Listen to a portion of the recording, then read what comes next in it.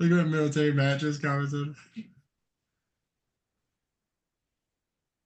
Oh my gosh. Is that you? Yeah, that's The from Mountain my. Dew. I love it.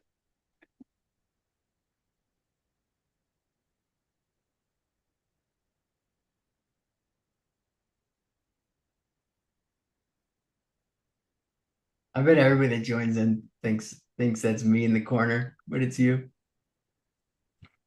Oh, well, can I introduce? Sure. Do you want to introduce? I don't care. Just Sounds like give it a few minutes. it sounds like you care. No, I don't.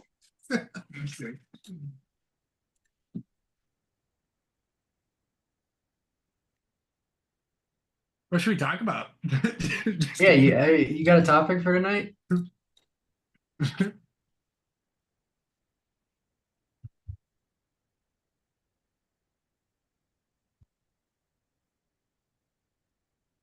Just give it a couple minutes.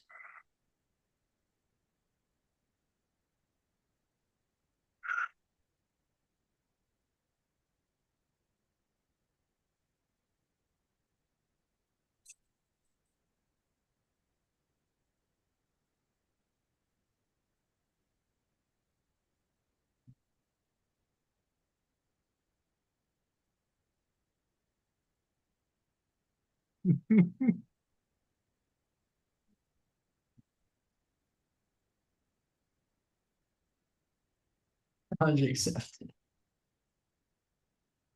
Got some scanning to do. There's still a lot of stocks, man. Holy cow. Watch list got cleaned up a little bit. There's a few things that I'm able to clean up, but um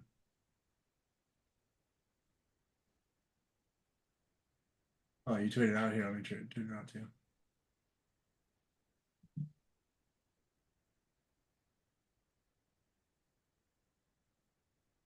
Yeah, that snow is up 32% today, huh? Damn.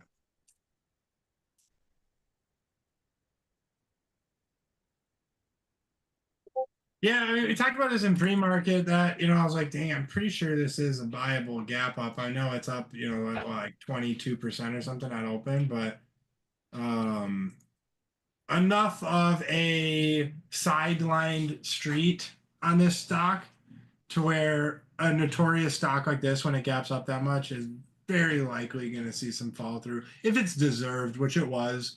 If it's undeserved, it'll, like is this even in like the flavor of the day type of thing? Like Yeah. software, clearly is, and It even Snowflake. gapped a lot more than I thought it did.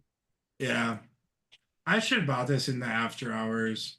Oh well, what are you gonna do? There's so much other stuff. I'm like, this is right into this zone. This is still below the 200-day moving average. Like, no,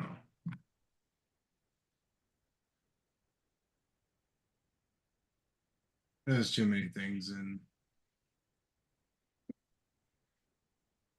play. MSTR has completed a $3 billion offering of convertible notes at 0% coupon and a 55% premium with an implied strike price of $672. Unbelievable, dude.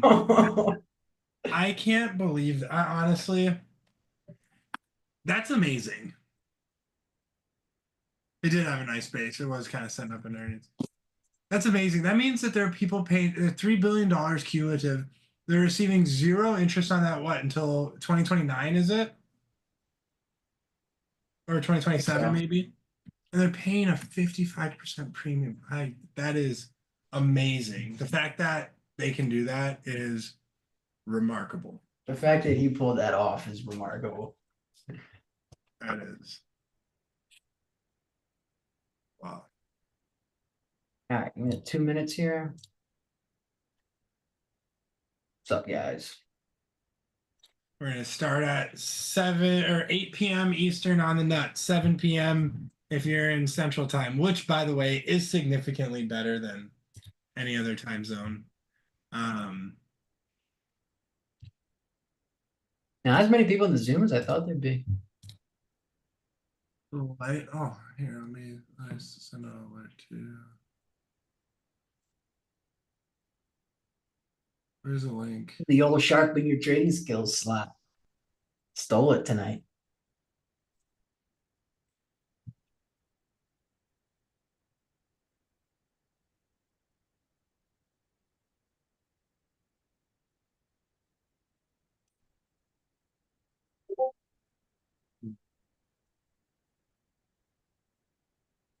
I mean,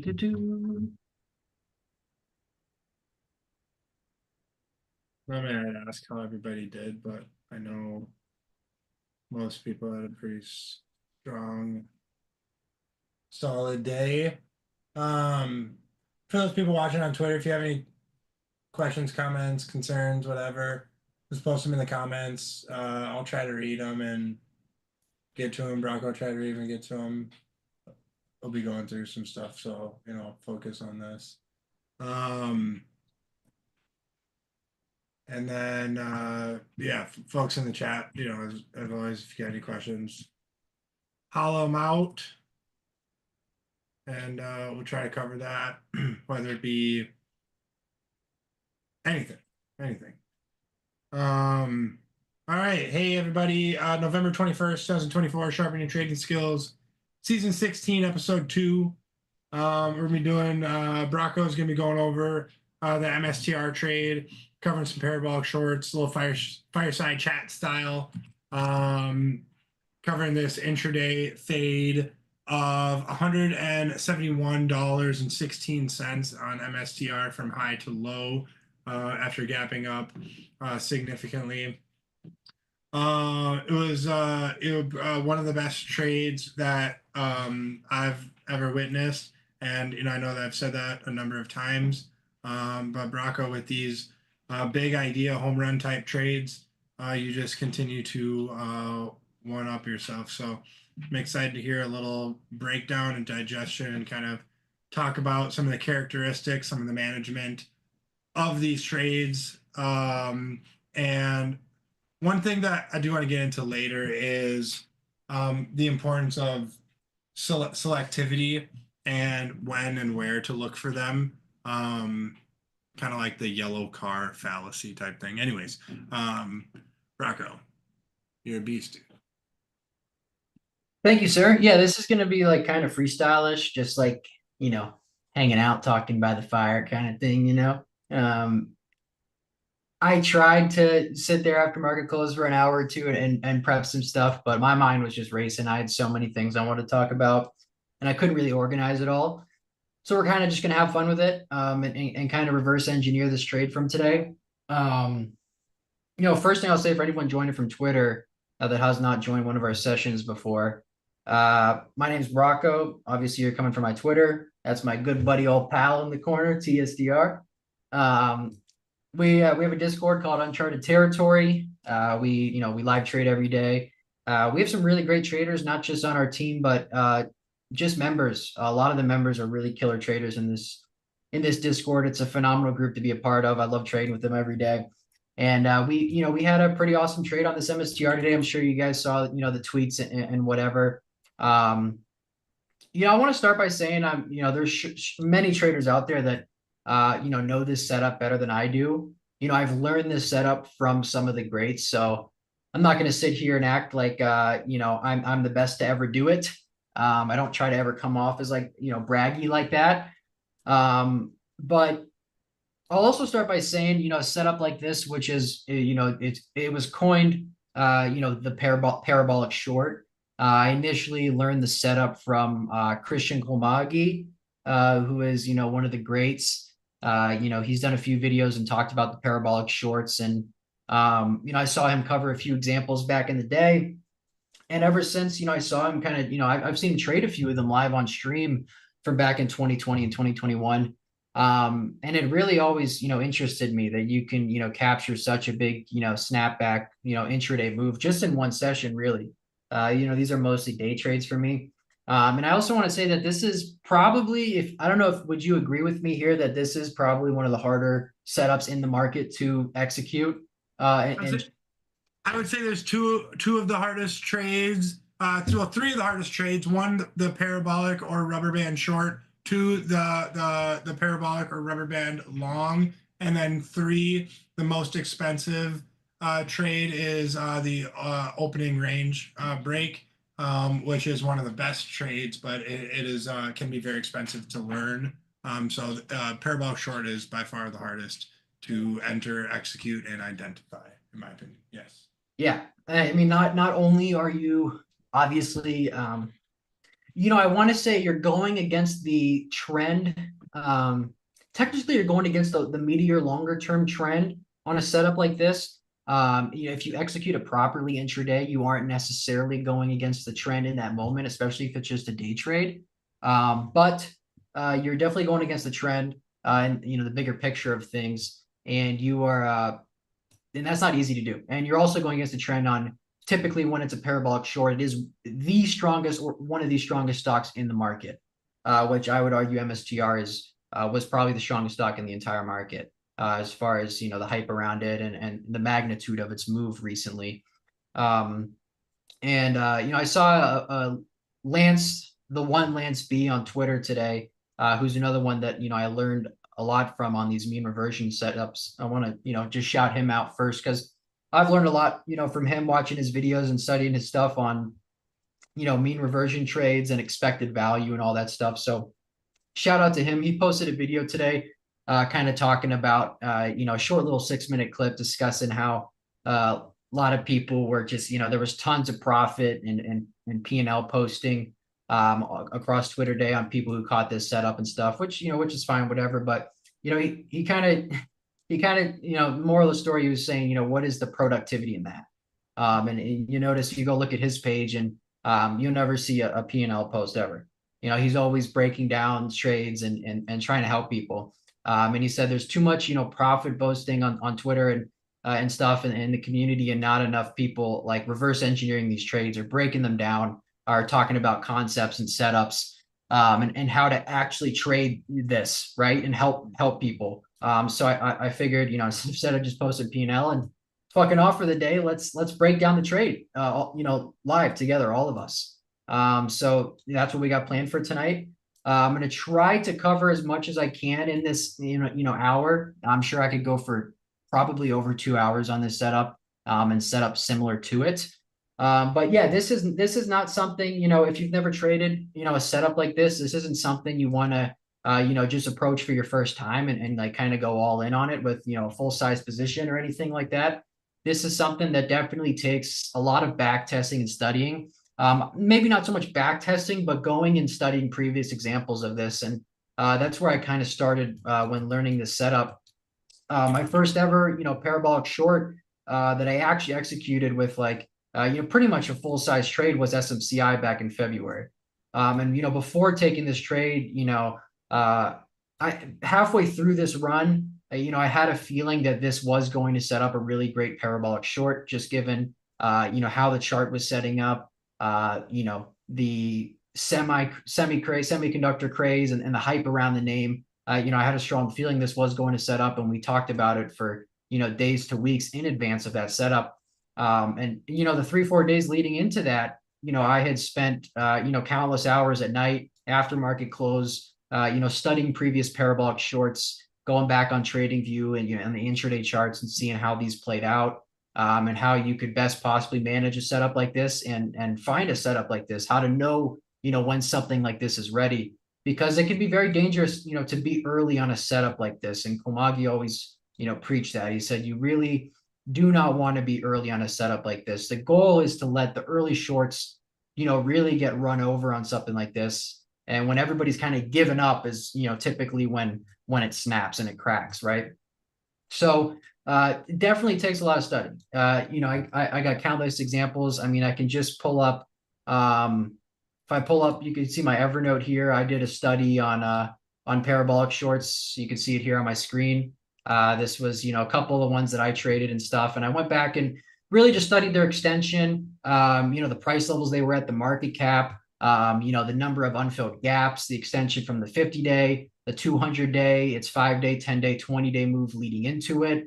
the intraday short setups, the percentage move intraday and where they bottomed, where they started speeding up, the pre-climax day, the day of it, and even how they acted, after the fact, seeing if it's, if it's productive to continue to, hold this short for multiple days and stuff. So, it definitely takes a lot of work behind the scenes, studying for a setup like this. I saw someone tweet today that like an idiot could have made money on MSTR short today. It was that easy.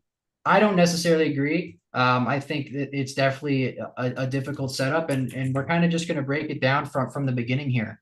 So, actually, there was one more thing I wanted to say because I called Greg earlier today and we had a conversation. And I would say that depending on your strategy and how you like to trade, this is not like an optimal setup for everybody. This is, I particularly like to look for, big fat pitch home run trades like this. To me, a setup like this is, my bread and butter. I love setups like this. I have a really good eye for spotting them. And, up until now, every parabolic short I had traded, I was pretty much spot on the first time I tried it. It was the day it had its climax day. But I did try MSTR a few times yesterday, and I was early. I hit my max loss on it yesterday. I'm not afraid to admit that or whatever. It happens. So I was early on MSTR yesterday. But I do like to look for these big ideas, these big trades. In fact, I was actually longing MSTR in early September as kind of a bigger picture, Bitcoin proxy play into the end of the year. I ended up fumbling that trade, and I was pretty much psychologically paralyzed the whole way up. I got long MSTX. I think it was the 13th of September, so it was a Friday. This is the 2x long ETF of MSTR. I just took this for more leverage on the trade. And I was going to build into a position on this. I ended up stopping out and fumbling on this. And this, pretty much in 2 months was a 10x. So 1,000% returns in 2 months. And I missed out on every single, point of the move. After I made a whole post, if you want to go back on my Twitter, where I talked about my fumble on this trade to the long side, and how I, regret that fear and stuff. And it was a really, really, big learning lesson for me for sure. But, as this, move got on, and, I started hunting the parabolic short on it. And, a lot of people in our Discord specifically, I think, are mostly long bias swing traders. We've been swinging a lot of shares lately, a lot of people. You guys have done great. I mean, this is certainly the market for that, right? You have tons of, smaller mid cap names finally breaking out. The indexes are just in a really clean, low volatility uptrend right now. And yeah, you have tons of names starting to participate. The rally in the market the last 2 years is like broadening out into so many of these names breaking bases. And you messaged a couple times today, we were focused on this MSTR, obviously, but you said, guys, besides MSTR, there's a whole world of stocks out there that look incredible today. And you even mentioned a few of them. Yeah, go ahead. Talk about that real quick. Yeah, and it often ends up occurring like this with Brocco and I especially, to where it's not like it's never intentional to where we're splitting duties to where like, oh yeah, I'm gonna watch crypto sector, you watch nuclear sector, and they're like find the one best winner in that area for the for the day or for the next couple weeks or so.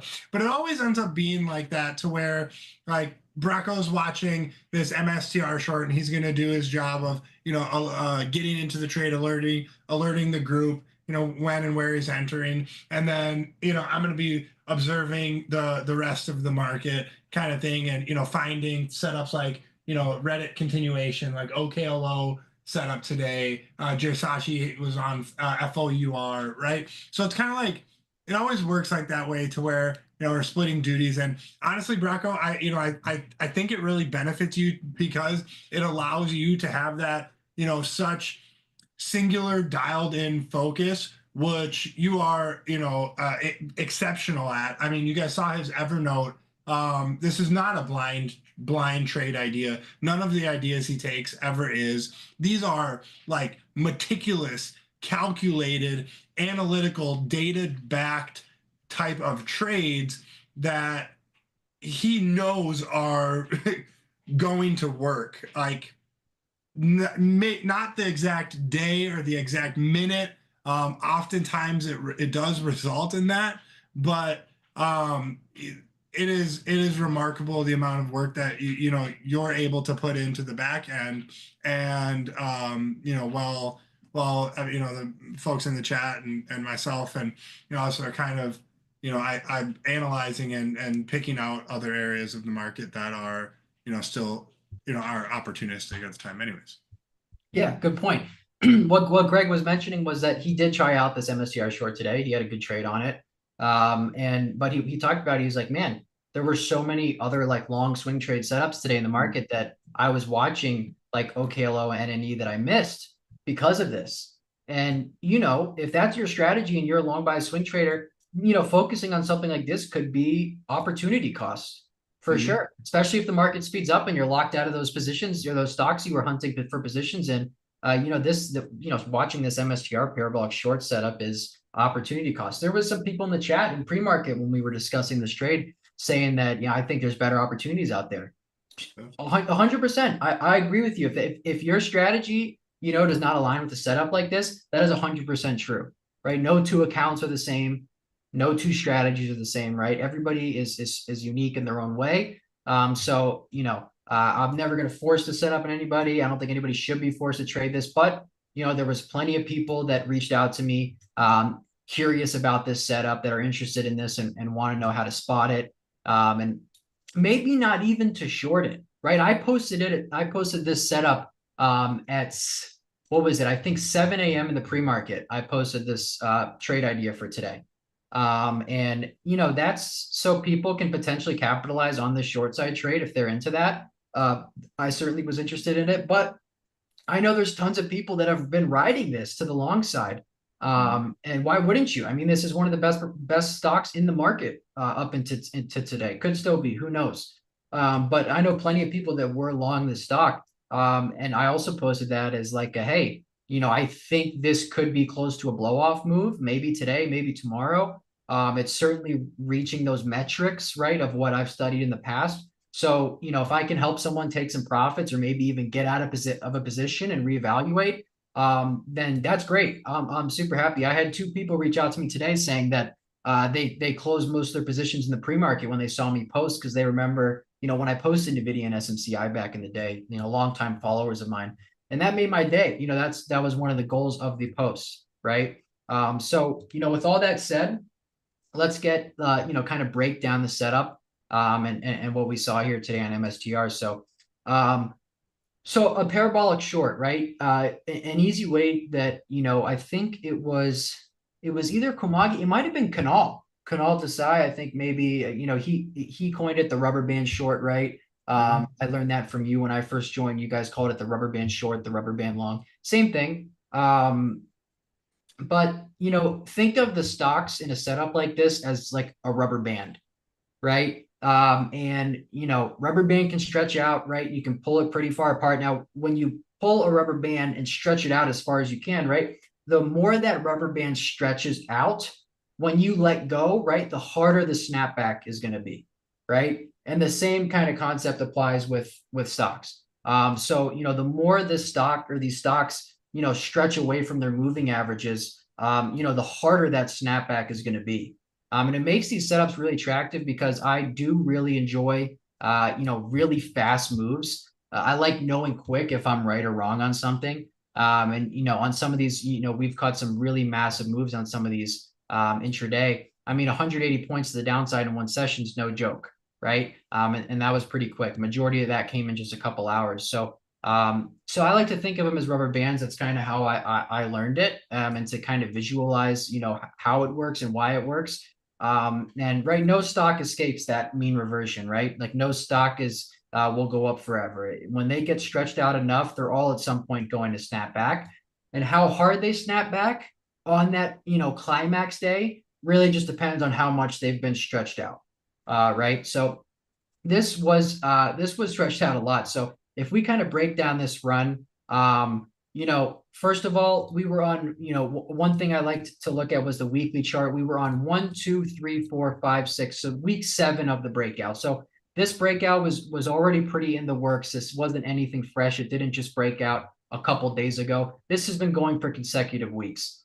And another thing I like to look at is the spread between the moving averages. So the blue line is my 9 EMA, the purple is my 20 EMA, the green is the 50-day moving average, and the white is the 200-day moving average, right? So you can see as this starts to build momentum and as the run goes on, these moving averages slowly get more and more stretched apart from each other, right? You can just see the moving averages start to just distance themselves from each other as this run kind of goes on, right? And that is a really good, easy way to visualize that something is starting to get parabolic, right? So that's the first thing I kind of look for on just like a, first thing I look at on the chart is the moving averages. How far are they spread apart from each other? And are they getting farther away from each other? And yes, that was the case, coming into today. So this had been something that kind of had the feel that it could set up for a parabolic short.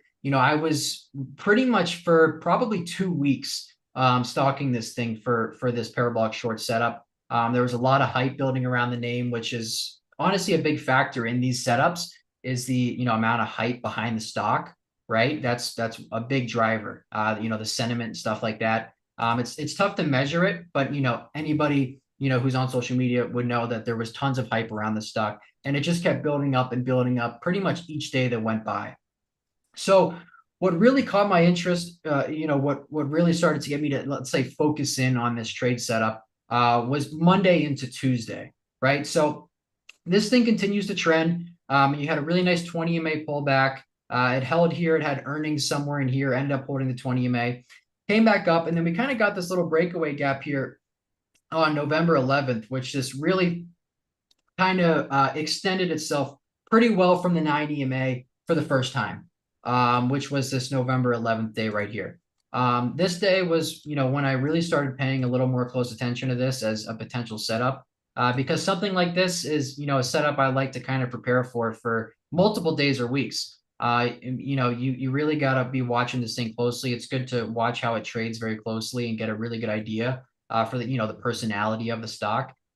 So this was, its first, pretty first day that it got, pretty extended for me. It wasn't ready for a parabolic short yet, but this gray line you see here that's a little faint is the upper Bollinger Band. So typically stocks that are really strong or extended, they'll just kind of grind up the upper Bollinger Band. When they get really extended outside of them is when you look for that rubber band short, right? That's why, it's called the rubber band short that, And the Bollinger Bands, what it is it's very, very, very simple. It's just a 2 standard deviation move away from the 20 period moving average. So the average of the past 20 days, and it's 2 standard deviations of the past 20-day move. So, and for anyone who knows statistics, if you're trading stocks, you should know statistics, hopefully pretty well in probabilities. That is right, pretty extended. People often put 3 standard deviation Bollinger Bands on as well. People who really implement that strategy. I always just use it as more of a general guide. But Brocco, to be honest, we probably should put some 3 standard deviation bands on these. I think I'd like to do that and look back at some of them with that on, just to see. So yeah, so going, from there, Oliver Kell had made a tweet mentioning, I think David Ryan's rule. It's like, I think he calls it the rule of 3 or something, where, stocks, things happen in waves of 3, right? Where, one example was the correction on the S&P back in the summer, where it was kind of like the 1 leg down and we popped up, second leg down, we popped up, and then the third leg down. So like a 3-wave correction. And if you zoom out on like the bear market from 2022, this was also, a 1-wave, 2-wave, 3-wave correction as well. And I think the recent example that he gave in the tweet was like this Kava kind of, breakdown here when this thing, tried 1, 2, 3 times and failed. So like just like the rule of 3, you'll find it very, very commonly stocks will, do things in, numeral of 3, whatever. So when a stock is looking to get really extended, right? I've heard Cal talk about, looking for 3 extensions. And to me, the real first extension was right here this day. This was when it kind of had a little bit of a blow off candle. It opened at the highs of the day, closed at the low of the day. Wasn't really that extended. You could argue that this was the first extension as well when this got more stretch from the 20-day. and ended up pulling back all the way into the 20 EMA. So this might suggest that, somewhere in here was the first extension on this, where it had its first little exhaustion move, where it got a little too high and it needed to, have a deeper pullback before continuing. So we'll kind of just mark this as like the first extension here on the chart, right? And then now we're looking for the second extension, which was right around in here on 11/13, where you had this big bearish engulfing day. It was completely outside of the upper Bollinger Band, up 50% in 3 days, really stretched from the 9 EMA. To me, this was like my second extension on this chart. So after that second extension, I remember posting this chart in the chat and being like, man, this MSTR could really, if this builds out a flag here, this is probably going to set up a third extension. And this third extension is likely going to be like the most parabolic move of the entire run.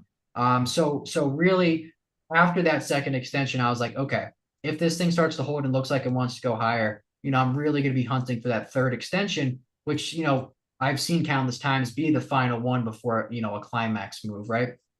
Now, this, we were just in the voice chat actually about like what, 30, 40 minutes ago, talking about this little 4-candle pattern here, which is really what makes this setup like so special, and what I can go back and show you guys a couple examples of it just now. But this is, really where the stock begins to get parabolic. And the first tell was this volume right here. This volume right here on Tuesday, November 19th.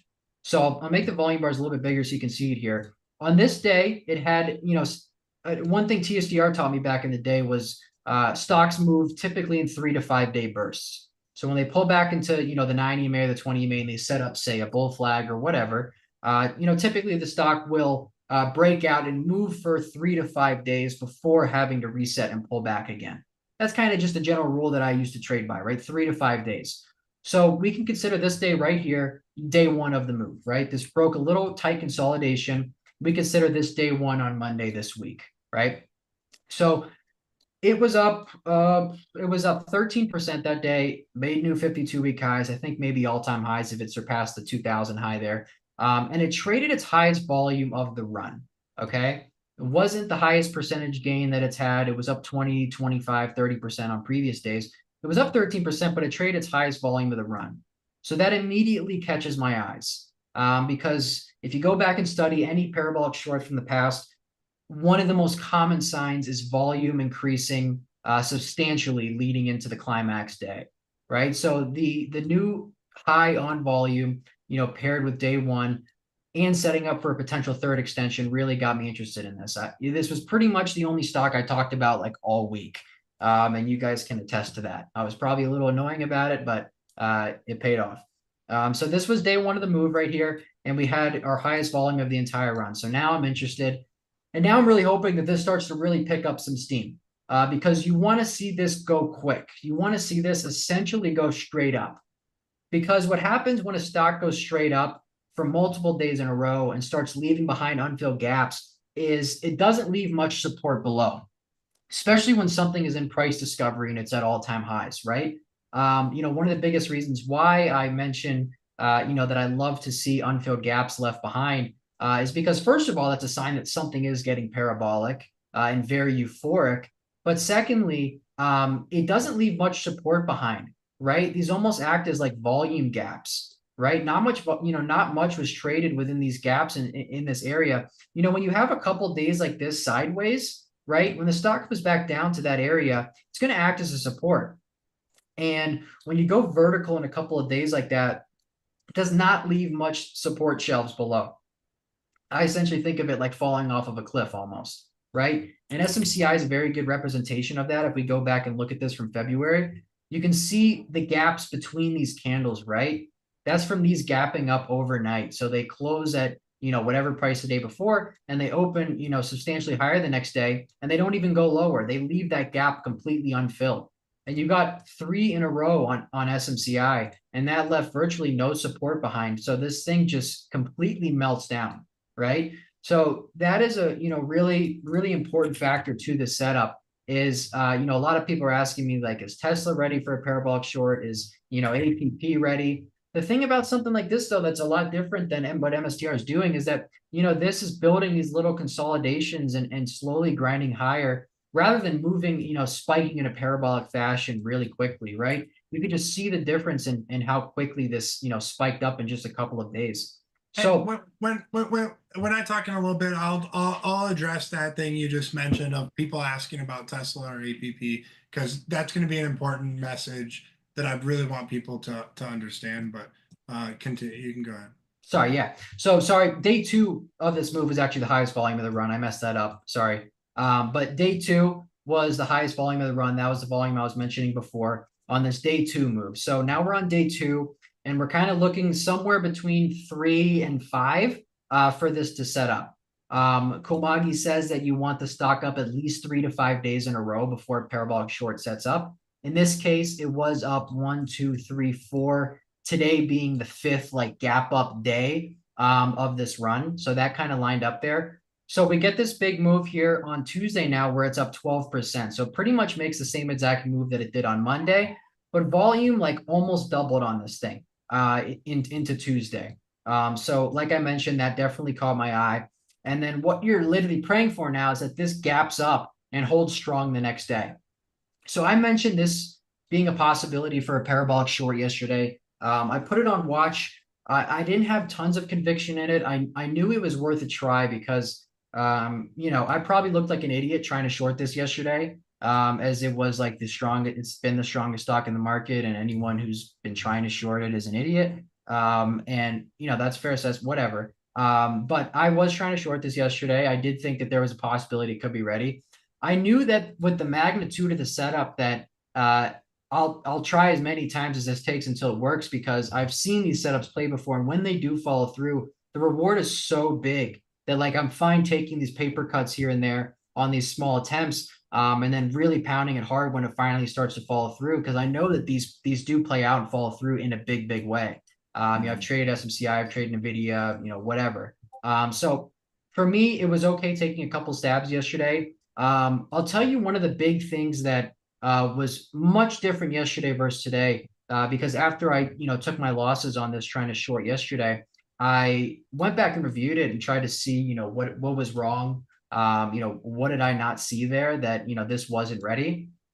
And one key tell on this, and one thing that I saw from Lance that he mentioned when he posted this yesterday, because he had said I saw a ton of people trying to short this yesterday.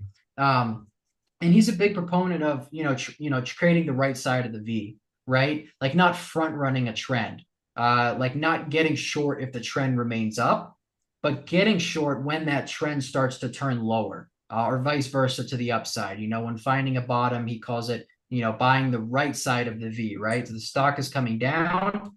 You're not trying to get long in here, but when a bottom is starting to carve out and you get a setup, right? Buying the right side of the V, going with the trend, right? So essentially, I think I got a little too overexcited on this yesterday for like the potential of the setup. And I tried it a couple times in here on these fades. And one thing Lance pointed out is that it established this opening low here, right at the open at like 9:45. And then it came back and re-rolled to attempt to break those lows, and it put in a higher low. Okay. It put in a higher low, not to mention already a higher high as well. And then we come back and make another higher high and make another higher low, and then another higher low, and then another one. So this thing's making higher lows all day. Okay. So that is like the definition of going against the trend. This thing, no matter how extended on the daily, it still remains strong, and it remains in an uptrend, right? On pretty much all time frames. Okay. So that was my first mistake on this setup yesterday. My second mistake being that pretty much this entire run, MSTR has been showing relative strength to Bitcoin, right? And that was big, because I do remember when I traded this, traded a couple parabolic shorts on MSTR back in the early part of this year on its first run before the split, was that some of the best short opportunities were when this started to show relative weakness versus Bitcoin, right? Because everybody knows this is correlated to Bitcoin. It's been a leveraged Bitcoin proxy play for a while now. But as long as this remains relatively, stronger than Bitcoin, this is going to be a hard trade to take. And I was watching Bitcoin and MSTR side by side yesterday all day. This kept putting higher lows, and it remains stronger than Bitcoin almost the entire session until the last 10 minutes. So those were like the two big mistakes there looking back from yesterday, was that I was fighting the trend, and this was still showing relative strength versus Bitcoin. Okay. Now I want to pull up a two window chart here of IBIT versus MSTR. So this IBIT on the left is just the iShares Bitcoin ETF. I can't pull up Bitcoin on TC2000, so I'm just going to use this as an example. But you can see throughout the early part of November, MSTR, even the late part of October, for a couple days in here, MSTR had definitely made a bigger move over the last month and a half. But for a couple days, here and there, it was showing a little bit relative weakness to Bitcoin. And then really on this breakaway gap here is when you started to see MSTR really start to, outperform Bitcoin and slowly start to disconnect from it, right? And that's exactly what you want to see for a setup, like this. And the big disconnect really started Monday and Tuesday this week when this thing started to, start to move in a little bit of a parabolic fashion. At the same time, right, let me just highlight these 3 days leading up to this in a green box here on MSTR versus those same exact 3 days on Bitcoin, right? Bitcoin, was moving higher, making higher highs, higher lows in the daily, but it didn't make any parabolic or massive move. It kind of was just slowly grinding up, right? So this IBIT made about a 5% move in 3 days, whereas MSTR made a 50% move, right? So you can clearly see the disconnect here between MSTR and IBIT throughout the whole first part of this week. And I don't know if, go ahead. Just a more example of, like you said, disconnect, or, you can use that rubber band example of just getting more stretched, right? There are like, what is this move in Bitcoin? 8% move from Monday, give or take, less than that, maybe about 8%, 7%. And then on MSTR from Monday's low to today's open, you've got a 80% move. So it's 10x the move of Bitcoin today, just completely not necessarily decoupling. You saw that more today, but levering so much more, where MSTR already trades at 3x or 4x its Bitcoin holdings. Whether that's justified or not, I don't really care. But in the short term, in the past 4 days, that has been 10x the performance of Bitcoin, which it trades on, right? It trades because they hold Bitcoin, and it's that. So, anyways, it's just again proving the euphoric or parabolic or additional rubber band stretch of this most recent move. Yeah, 100%. And like you said, it's disconnected from like a valuation or whatever perspective, but it is really hard to measure that, like as far as timing a short. But from a price perspective, you could totally see it here, right? And then, the final nail in the coffin was this gap up today. This gap up today, I really thought there was a chance this could gap down today because going back and looking at previous parabolic shorts or tops on MSTR, it put in a little bit of a topping pattern with some stopping volume like it did yesterday, and ended up gapping down the next day and selling off, which is a little bit of a tougher trade to take and not one that I'm particularly interested in. But if you look at MSTR here, on this third day yesterday, where I tried those couple short attempts that failed, it ended up trading even more volume. It traded 70 million. So you can see this volume just slowly start to increase. And if you go back and study other parabolic short setups, it's a very common characteristic among a lot of these. SMCI being one of like the best model book examples. Look at this volume, right? Look at this volume increase, right? 150 million this day, 200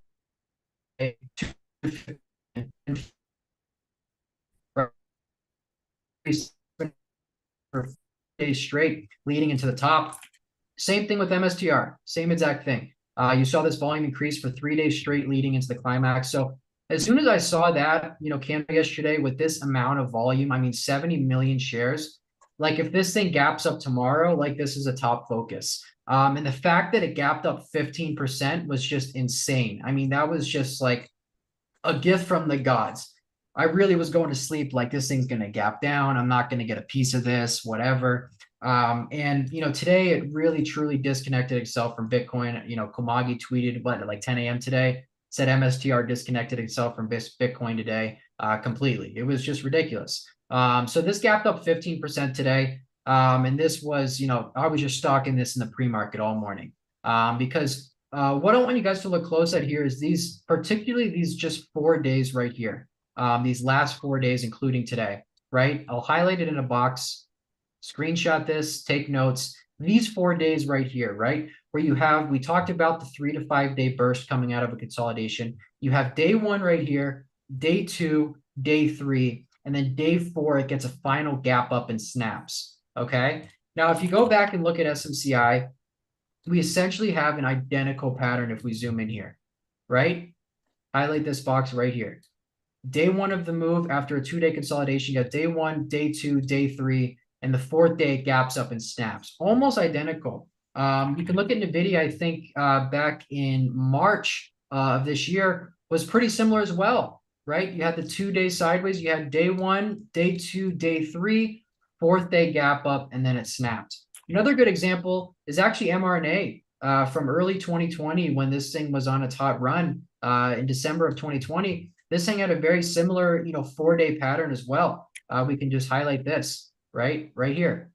You have day one out of a consolidation right here, day two, day three, fourth day gap up, and it snaps, right? So that 4-candle pattern is like the holy grail of these parabolic short setups, where you get price to just continue to get more parabolic.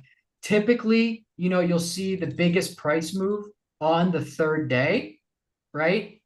So like the third day of the run just before like that final climax gap up, you'll typically see like the biggest price move of like this, multi-day run. You saw it on SMCI. So MSTR So was that. additionally, sorry, you can continue, but I do have a comment on mRNA and stuff. Yeah, go ahead. Additionally, too, is you'll see these often accompanied by some sort of event, whether it be often like there's price target upgrades. Often there is some sort of news in really nearby. Like in this case, there was the vaccine that came out, just prior to this, and there was news that had came out on mRNA a day before, a couple days before this, or even the morning of.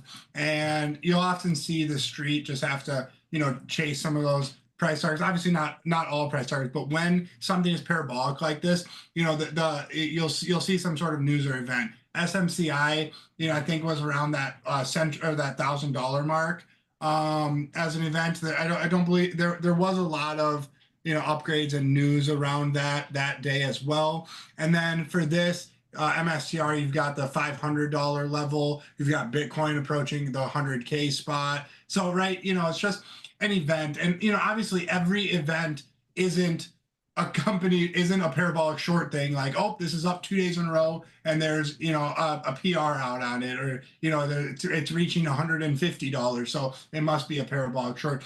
And this is one thing that I do want to stress to people going forward is like the red car fallacy, if you will. If you go drive down the street looking for red cars, you're going to, guess what? You're going to see a lot of red cars, more so than you expected or thought were on the road.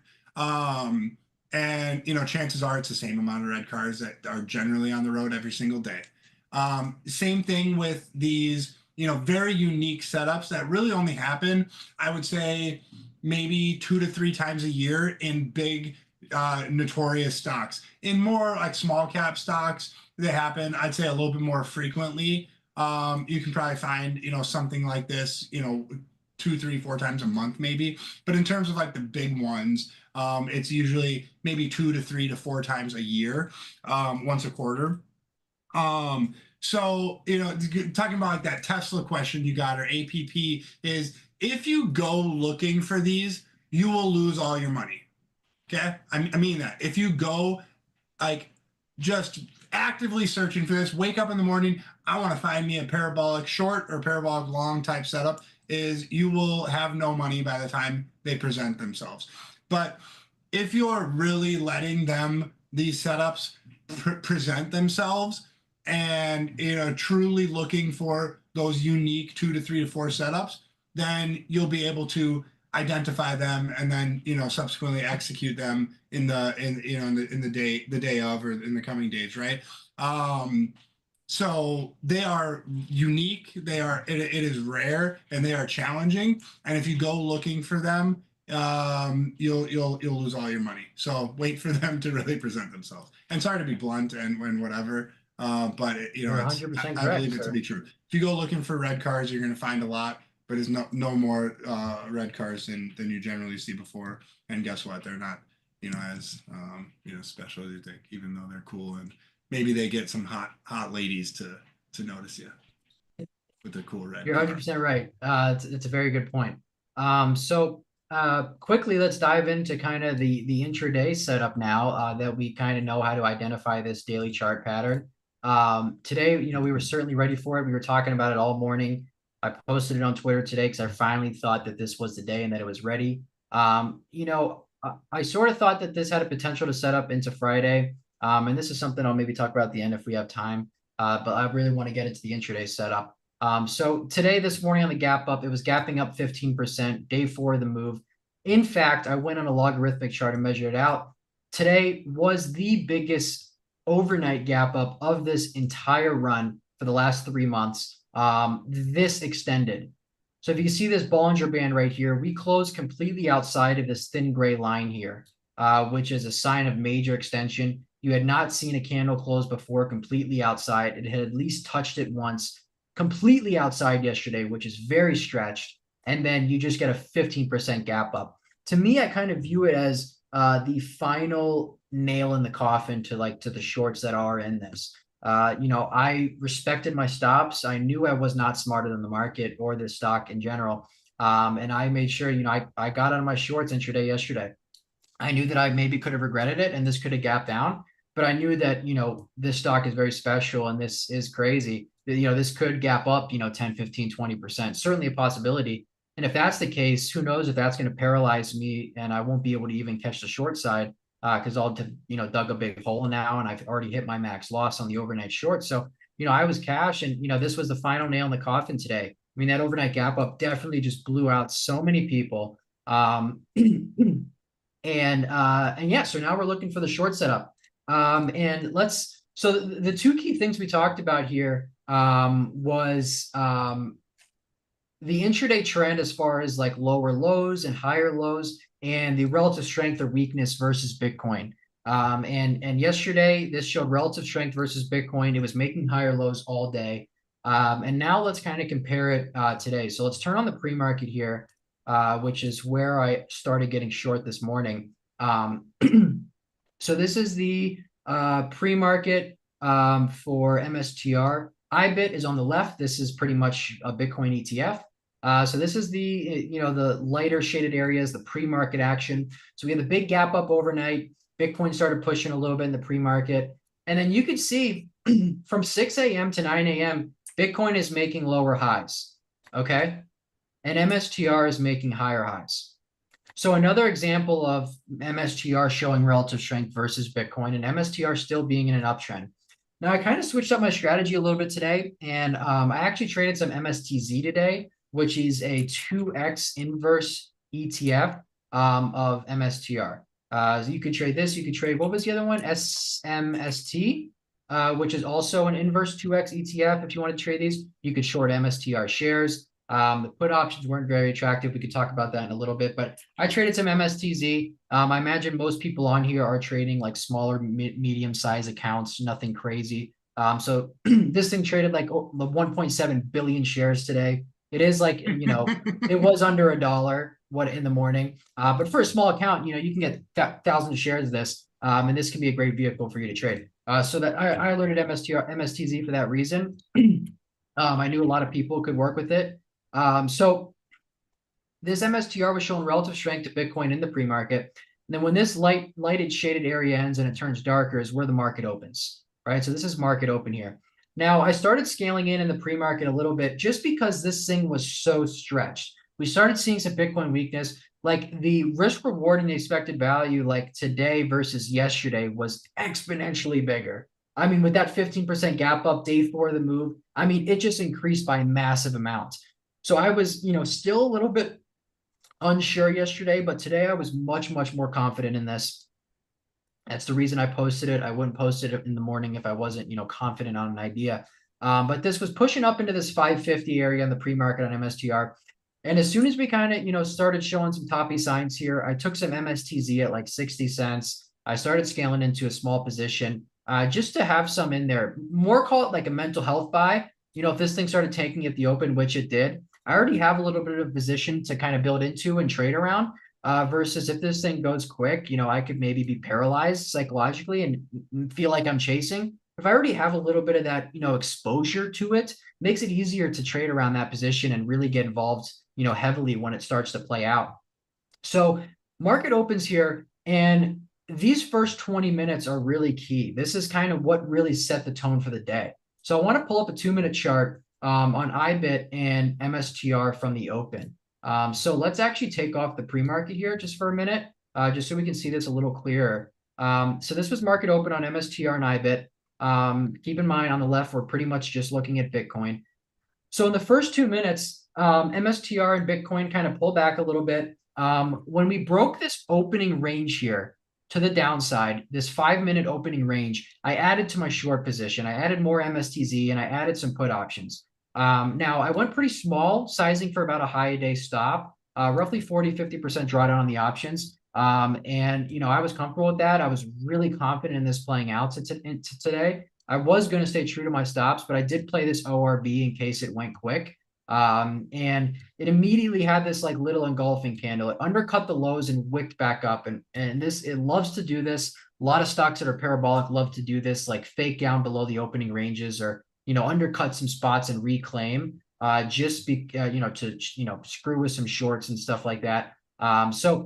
But we do have our first lower low, sort of, right? We get this lower low right here. We're steadily making lower highs all morning, which is a good sign. But we got one lower low on the 2-minute chart, okay?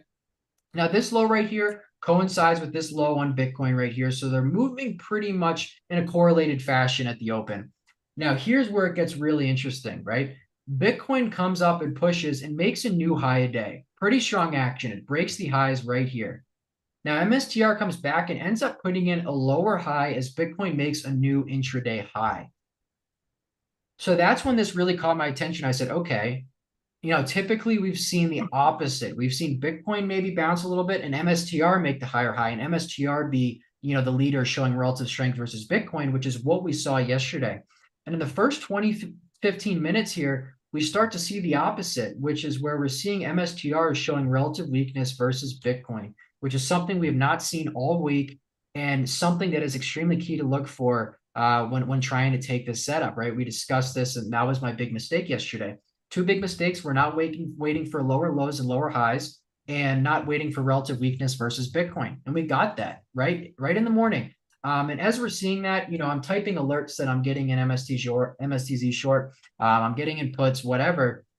But it's really hard to kind of like type every buy and sell. So I'm just kind of, laying it out there that I'm in this. I want everybody to trade this how they want to. Everybody, knows what the game plan is here and what we're looking for. So, throughout this little area, I'm nibbling bits and pieces to the short side and on these little pops and spikes, because as long as we continue to see MSTR stay relatively weak to Bitcoin and continue to, downtrend from the opening candle, I'll keep layering in the short. Because if today is the day, like this is going to be a massive move. So now is really here where I think you could tell in our voices on stream, especially you, that this was ready. Was right here when this ended up taking out that previous low again. And as it breaks that low a day and comes back through right here at 9:52 a.m., 9:52 a.m., Bitcoin's at high of the day. Okay. It is at high of the day while MSTR is breaking low of the day, already 30 points off of the opening high. So this is confirmed relative weakness versus Bitcoin. We have lower lows, we have lower highs. This is where you really start pressing the gas. I was a little bit early on my entries, but this right here is the optimal entry, I think. I think this is the best entry on this chart today, as far as, going based off those factors that are really important, like the relative weakness and the downtrend. Right here is a really, really solid entry as we take out this low. And that is really where, we started to get some confidence. we can look back at my channel here. I think right around that time, I said, yeah, first lower low, good start. We have relative weakness versus BTC now, which we did not see all week. If Bitcoin ends up turning lower, we have a monster trade on our hands today. And that was kind of like the nail in the coffin there. That's when it was ready. So after that, we end up coming down. My first target was the gap fill spot. My first target on a parabolic short is most of the time always going to be the gap fill. I've seen all of these at least fill their gap that day, which is right here, which is yesterday's close at 473.60. So I typed in my channel, I said 473.60 is the key spot, is like the first kind of scale out target for me. And this is where I took off a majority of the put options. I will say in hindsight, I do wish I had taken more MSTR short shares rather than the put options, just because the puts were so terribly priced for this trade. Like SMCI, the put options I traded on that SMCI parabolic short on that Friday, some of them went 30, 40, 50x. And I think the market makers learned their lesson this time around. The IV was extremely high. I think the puts or the options were like nearing 10x more expensive than they were for SMCI. So it really was not worth it. I definitely wish I would have went much heavier and some shares short on this because you can obviously size way heavier and manage risk a lot easier. Shorting straight shares versus options, especially one DTE.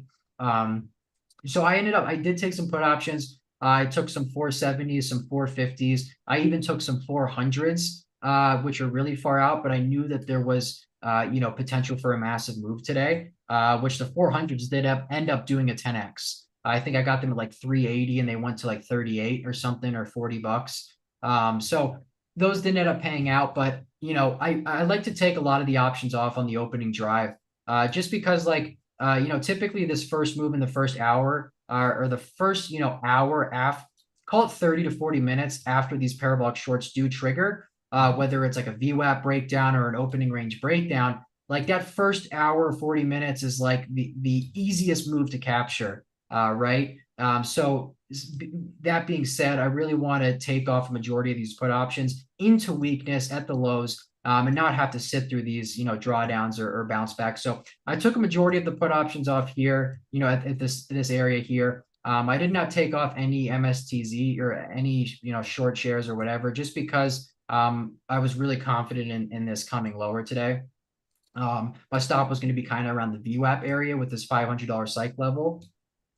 So we came back up, retraced into the 90 MA and the 5-minute, and we got this re-roll for this nasty drill, all the way down to around like the low 420s. So, from this optimal breakdown spot, you got an 85, 90 point move in about 30 minutes, or an 18% move to the downside. All while, Bitcoin's fading, but, nothing crazy.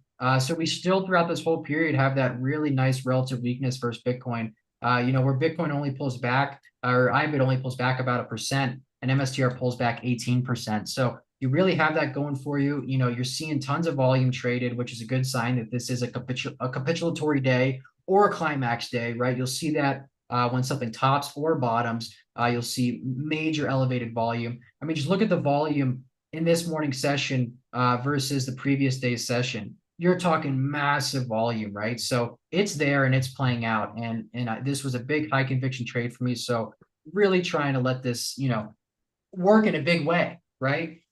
Because, I like to really wait for these big trades, and I like to make them count. So I really wanted to try to hold on to a good piece of this today. And then we end up getting that second leg down. I had a couple of my, put option runners down here that I ended up closing for 3, 4x around there on like the 470s and the 450s. So right when we got down here, I was all out of the puts. I had no more options, just because, after we hit this low and we got all this volume down here, this thing's ADR is 12%. So in the last 20 days, it moves around 12% from high to low intraday. It had almost doubled that, right? So it's going to be, that metric of that ADR is going to be a little it's going to be a little more extended on days like this. Like that ADR will expand because you have a climax day. But at around double, I really don't want to be greedy and holding, one date to expiration puts when this thing's already dropped 22% from the highs, right? The easy move is done. And really the most likely scenario from here, at least for the next couple hours, is range contraction and consolidation, where, a lot of, there was a lot of, just a ton of volume traded in the morning. And this thing's probably going to mean revert a little bit, and just probably cool down for a little bit as we approach midday. And I actually thought that it was done for the day. I thought the high and low was in for the day. I by here, I had scaled out a good chunk of my, my shares position short on this. But I held a significant amount because, my target for this parabolic short was the daily 9 EMA, which is this blue line. And whether that happened today or tomorrow, every parabolic short that I've studied in the last 2, 3, 4 years, they've all come down and touched the 9 EMA. And so that was my target on this trade. That's what I learned the target was. That's how I was, trained for the setup. So I'm holding for that target with my shares position. So I wanted to hold that. And we end up getting this kind of, retracement into the VWAP midday on this, where this just kind of like slowly bounces higher up into the VWAP. And, I know TSDR, you were mentioning this as a potential reroll. You want to, talk to that a little bit? That was a sick call. Yeah, so I think going forward, when these trades do present themselves, this is something that I'm certainly going to remember. We went back and looked at SMCI on February 6th or whatever. From the afternoon consolidation or retracement, SMCI more went sideways versus MSTR. I mean, it retraced what 50 points or something.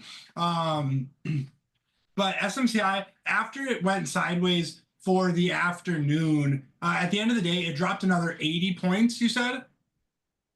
Right? From this VWAP? SMCI.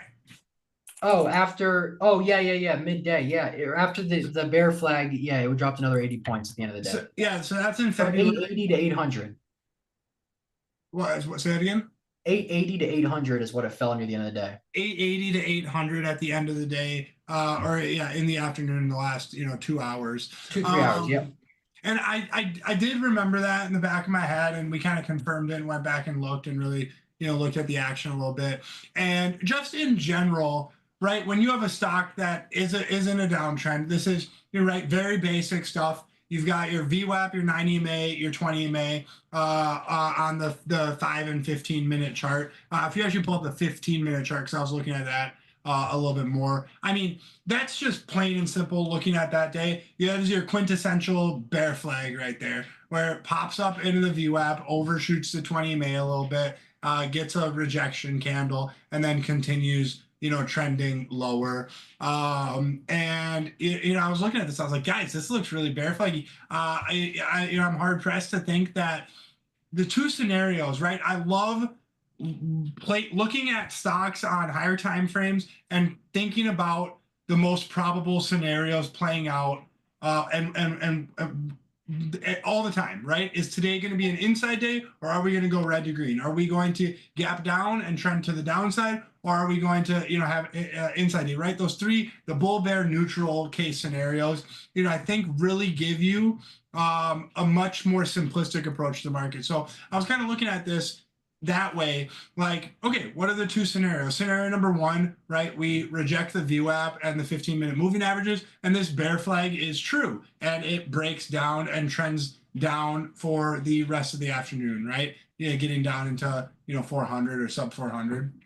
Okay, so that's scenario number one. And then scenario number two that I was looking at was that, if you want to flip to the daily candle, actually, was that we pop up higher. Yeah, I know I'm loud. You can turn your volume down. That we pop up higher, right? So at this point, the daily candle, the low of day, I think was 420 or 430. And so scenario number two was that we close more like hammer-ish type candle, which would be a, your classic hanging man candle on 100 million shares in volume at the top of a trend after a parabolic move that's decoupled from Bitcoin. So that was my scenario number two, was that we actually push higher into the end of the day, but that is also super bearish. If that closed near, let's say 480 or 500 or even 520 today, going into tomorrow, I would want to be swinging short, as because a gap down after a recovery like that is almost guaranteed. If you go back There's and so look many at, people trapped. Just look at DJT. yeah, DJT, that's a prime example right there. On DJT was my second case scenario on this for a reroll, which was this ended up recovering, and I was short that day from I think $55 in the pre-market, actually 55.50 in the pre-market, Can't even and see I on the covered chart, down. baby. Yeah, I covered down into the low 40s, and I was glad to. And I was thinking about getting re-short, but I'm like, this was pre-election Trump stock. Like, this is just stupid shit could have happened. That is a lot less predictable in my opinion. So this is a prime model for that, of the next day gap down. And then if you actually look the next 3-4 days, this was down after, even from the close of that day after the intraday recovery. This thing got 50%. nuked. Even if you scroll out more than 3 days, I think it went down into on DJT. I think it went down into the. Oh, it did have a little pop, but yeah, eventually went down into the 20s. About a 50% pullback, half of its value. Yeah. Yeah. So that was my scenario number two. So Futu a little bit too. Futu is another great example to where this is another one that I ended up taking on some of the China names. So anyways, if you go back to damn Cohen, 875% in a month. Jesus Christ. Sorry. This is, I think, what could have played out if MSTR bounced into the close. This was from Yeah, back in 2021. great example. Great example right there. And so right there, there's a number of examples. I've seen a number of those close higher off the lows and then gap down the other day. DXYZ recently did that. The SpaceX stock DX. I don't know what this FXY is. Sorry, my 2000 is slowing down. Yeah, the stupid. So DXYZ right there just recently did that. So now if you go back and look at MSTR on the daily, right, that could have been very possible. And if that happens, I'm going to be shorting more shares that I already covered in the morning. I covered about 60% of my position. I got short at 542.50. High of day was 543 exactly. So incredible short price. And I had covered all my risk. I was down to I think 20 shares at the time we filled the gap. And as we kind of rolled, I was just kind of peeling off like 2 and 4 at a time, whatever. But if we would have closed as a hammer, I would want to be back to a full position. In fact, I probably would have been at probably a 2x position size if we would have closed as that hanging man candle. So let's take it back to the 15-minute. Then now we look for evidence, right? Which scenario is playing out? Is scenario 1 rejecting the VWAP, bearish continuation, or scenario 2, hanging man candle on the recovery, which we know we have examples of day 2 follow through to the downside. So both scenarios that I want to be short on. And right here, the evidence starts piling up that it is a bear flag rejection. So, you remount below the moving averages. It's very simple, right? You reject the VWAP, remount below the 9 EMA. We talk about this all the time. Pull back to the 20, remount the 9. Higher low, get a candle to hold, break the previous candle high, right? In this case, it's the same thing to where you get a candle to hold, you break the previous candle low, put a stop above that rejection spot, above the VWAP, above the 20 EMA, whatever. And, this plays out exactly. So I didn't end up adding to this because I actually haven't executed that very much. In fact, recently, in the past year, really, I haven't actually executed like that. So I had no evidence, I had no data, I had no, true empirical experience of taking that trade, that thesis that I had. So I wanted to see it play out. And going forward, when one of these sets up again, whatever stock it's going to be, I have no idea. I don't care. But one of these setups will occur again. We'll trade them. And I'll remember this, and going forward, that'll be right the first or second time that I've done that in recent time, and I'll probably mismanage it and size too much and mess something up. But and maybe it takes 2-3 more times to get that secondary ad just right. I'm pretty damn good at getting those first ones right, but the secondary ones is something that I'm going to start to work on. And so, anyways, those were the 2 scenarios that I kind of placed myself, kind of thought about intraday, and then waited for evidence to occur. And again, from that point, you reject the VWAP. I think that's what, 480. Let's say you get a late short, you wait for a little bit more evidence, you reshort this thing at 460, even 470, 465, whatever, somewhere in that zone of love is really reasonable. And again, once a pattern in the stock starts to prove itself, starts to play out one of those scenarios, well, then it's all about just how much you want to risk. It doesn't matter what price necessarily you get. You can get 480, you can get 460. It just matters how much you want to risk additionally. Do I want to risk up to 485? Do I want to risk up to 475? And then, risk $15 a share, $20, $5, whatever. So that's when that, comes into play. But I encourage folks, just in general, aside from this trade setup specifically, is really try to place and analyze the 2 or 3 most probable scenarios that can occur, and what will you do if that happens, right? We did this really well on, again, slightly off topic, but we did this really well on IWM recently. If you pull up IWM daily over the past week, we gapped down pretty significantly on Tuesday, right? That was Tuesday. So we gapped down pretty significantly on Tuesday, right into the previous all-time high breakout at 227. And I'm like, okay, this is a really good opportunity here if we start to see buyers for things to hold. And if you looked across the market, you saw stocks like Zillow, saw Chewy, Reddit, Shopify, right? All these earnings, all these really strong stocks that have been moving really well, we're pulling right back into their moving averages. So I'm like, okay, what are individual stocks going to do? Now, what's IWM going to do? What is a probable scenario? Are we just going to completely collapse on this gap down and come back into the 50-day? I thought that was possible, right? Are we going to push up and go red to green and form a bullish engulfing candle? I thought that was very possible. And then are we just going to leave, sit down with a doji candle, a little bit of indecision at a big support after a pretty significant drawdown from 240 down to 227? I thought that was probable too.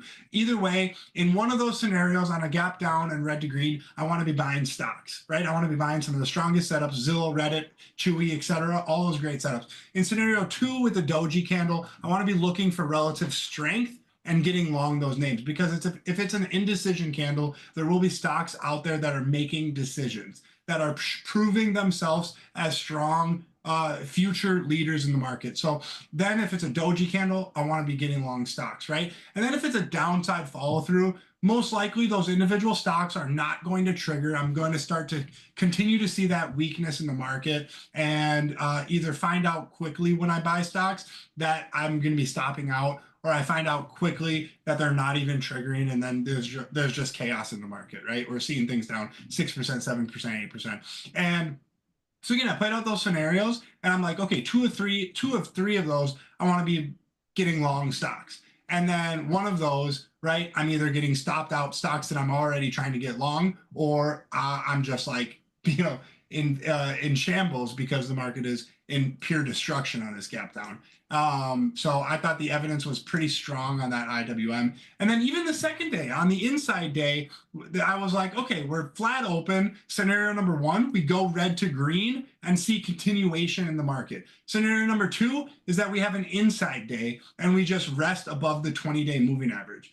Either way, I am either buying stocks or I'm sitting out already in my 120% long margin account. So that scenario on Tuesday, even after the inside day, it's already maintaining that aggressive approach to the market, maintaining that that active searching and sequence and scanning for stocks that are setting up and triggering. And again, going back to that MSTR, is when you identify these scenarios and you know what you're going to do in each of those scenarios that are playing out and what scenarios are most probable, it turns into making decisions so very easy, because you already know the outcome, essentially, right? You already know what you're going to be doing once you see a little bit of evidence, a little bit of proof of one of those. So then you just have to decide what to do.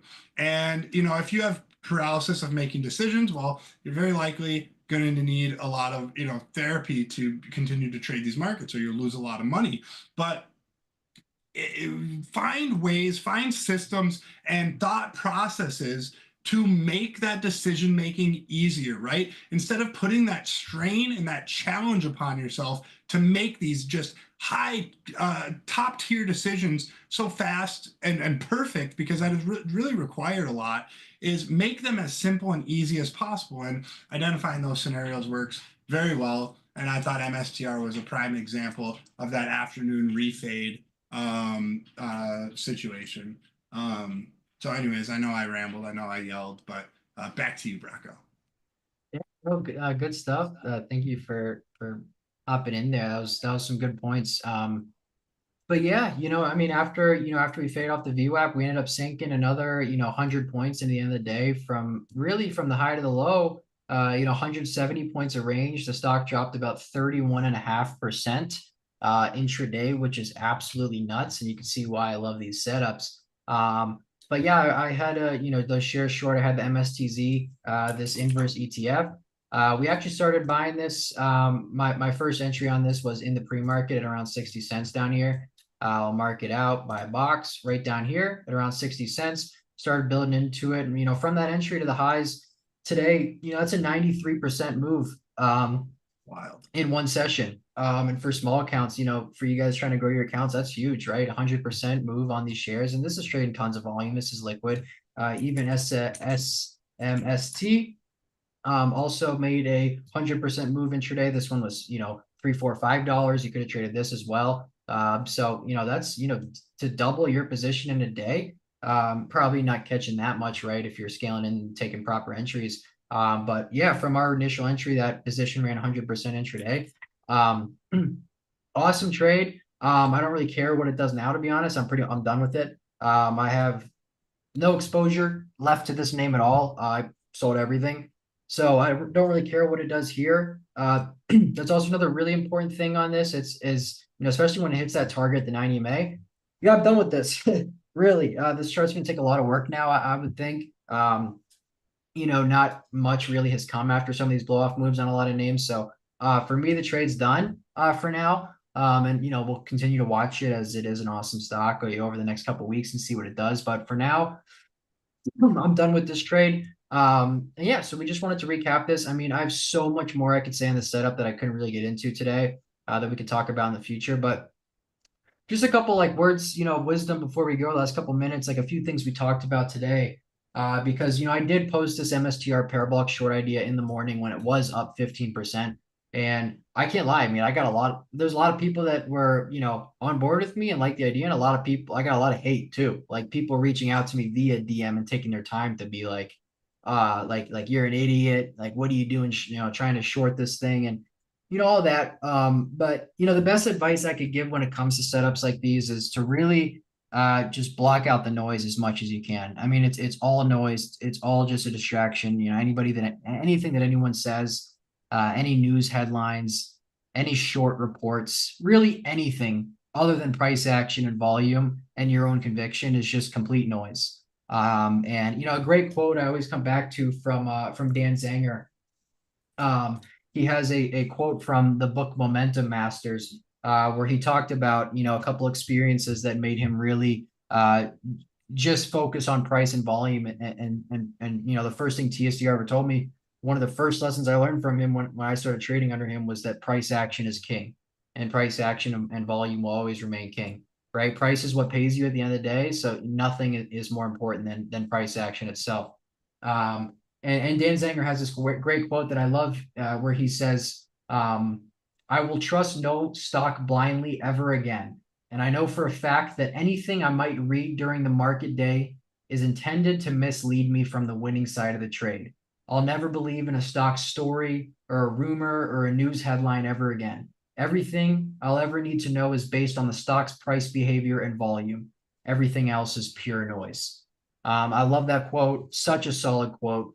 I had someone, in my comments today after this trade played out, saying that my thesis didn't matter at all, my short thesis. And then I got completely lucky because Citron Research got short on it today, and this stock would not have fell 100 points today if it weren't for the short report. I had people DMing me saying that I'm in bed with Citron Research and I'm insider trading and I knew about the short report beforehand. All this crazy, stupid shit. And I would argue that Citron saw your post and just decided to put that out. I know they had been working on it because Citron's generally pretty good with timing. But I'm sure they saw your post and like, fuck, man, today's the day. I mean, you were quoted in CoinDesk, which is a very notorious crypto magazine or whatever, website, newsletter, and they've got like 4 million followers. And they tweeted or they posted about you, your exact tweet about a parabolic short. So I mean, it was circulated, it was around people, market participants saw your idea and saw the action and we're ready to get in today. And I think all the chips then fell into place due to again the description that you gave in the first 20 minutes or half an hour about the daily setup and the evidence that supports it. Yeah. Just block out all the fucking noise. I mean, really, especially it's really important when it comes to a setup like this, right? A setup like this, on the biggest stock, the most leveraged stock, crypto involved, with crypto being a big theme, it's going to be a lot of emotions around this trade, right? You can see it in, the people on Twitter and the chatter around it. Typically when you see that much emotion around a specific stock, it usually doesn't end well, at least in the short term. You saw that play out today. And for anyone who thinks that this stock fell this much because of a short report today, it's total bullshit. This setup was already premeditated. I can tell you right now, and was already planning on happening today. I've seen it countless times, and the more I watch every tick of every day and watch so many stocks every day for years now, you'll see countless examples of this news just being a total distraction. Like, one thing I talked about on live trading today was, how the markets and media these days have gotten people so, mentally trained to just look for news on any sort of big price move in the market, right? Even like, SPY will make a big move intraday. And the first thing people will come in the chatter on Twitter and say, "Oh shit, SPY's moving. What's the news? Where's the news? What happened?" Like people are mentally trained to try to figure out what the news is. And yeah, there is examples and cases where news does drive stocks. Stocks move on earnings and fundamentals and whatever. But a majority of, my belief and what I've come to understand is that, a lot of these headlines and news, and for example, the short report on MSTR today is mainly just, to give retail an explanation or a reason for why the market moved so big in the manner that it did. You'll see the market set up into big events, right? Oliver Kell has a great tweet about this where he says, really to not really care what the news is or what the catalyst is or what the numbers are, but to really focus on how the stock is setting up into that. And depending on where the stock is in its cycle will determine how that news hits the tape, right? It's not so much the news that matters itself, but how the stock is set up into that news, right? And that news is going to give a majority of the retail participants an explanation for why the market moved in the manner that it did. I've seen it so many times, and I can give you guys so many examples if we sat here all night. And yeah, so just this MSTR short was ready today. They were ready to sell this today. It did not fall 180 points because Citron got short. I guarantee the market does not give a shit that Citron got short MSTR today. It was a hedge anyways. Wasn't even like a plain out short or a short report. So just follow price and volume, follow your conviction. Don't listen to, obviously listen to your mentors and the greats and what they have to say, but just block out the noise, trade these setups, trade these patterns, and you'll do great. And go back and study so many setups like this, hundreds of them, thousands of them, and build a database in Evernote or wherever you want. And and just mentally train yourself to see these setups and how they play out. So the next time they come around, really makes executing that setup so much easier. And I feel like just each parabolic short I trade, I'm just getting better and better and better on each one. And that applies to any setup that I trade, right? Not just this trade. So yeah, I hope this was educational. What do you think? That was pretty good? We went for what, about an hour and a half on this? I Kind think of it's good. covering this. I'd like to emphasize one last thing before we go is um the two things. I want to emphasize the like yellow or red card example of if you go searching for things that are extended and looking to short them, you will lose all of your money. Okay. That's not, number one. And number two is if you could have not traded this setup and made a shit ton of money today. There were folks in the chat. I know Viper, your unique example. You got long the OKLO when I sent that out, and you were short MSTR, so you capitalized on all of the the quality setups of the market today, as well as this high octane rarity. But oftentimes what is best is sticking to your simple strategy of the market of longing stocks that are pulling back to the moving averages and remounting the 90 MA, finding stocks that are very, very tight after making a big move and then breaking out of that range, finding stocks that are pulling back, undercut a little bit of range, and give a big red to green, the go signal that I talk about and trade so many times. And so if you stick to those, right, if you really dedicate yourself to a very simple, specific strategy, is you'll have success. If you try to do random shit, you will lose money. In fact, you'll have random outcomes, and it will result in losing money because the market is challenging. So do yourself a favor and really write down on paper what you're trying to do and do something very simple and repeat it over and over and over and over again. It becomes mundane. Everybody in the chat and the Discord can attest that I know it's exciting, and I know we get very sometimes animated about some of these setups, like OKLO being up 20%, like MSTR being down 30% off of highs, but it really is the same stuff over and over again, just different stocks, different stories, different scenarios. And it is your job to kind of put the pieces together, and the more simple the puzzle, the easier the trade. And I really encourage folks to do themselves a favor and dedicate themselves to some of that ethos of trading simplicity. 100%. Great way to end it. Did you have a promo code? Yeah, I tweeted about it. If you want to get in, if you're on Twitter, MSTR code 69% off. I think I'm funny. There's like 2 or 3 spaces left or whatever, I think. Cool. Nice. Okay, hello. Great example. Short report on Tuesday. It's up 40% since. Follow price. All right, guys. Well, we'll see you guys at 9 a.m. sharp tomorrow. We got Friday, last day of the week. We'll be live trading most of the day. Probably going to be some hot shit tomorrow, so let's be ready to go. Thank you to everyone from Twitter for tuning in. Hope this was educational.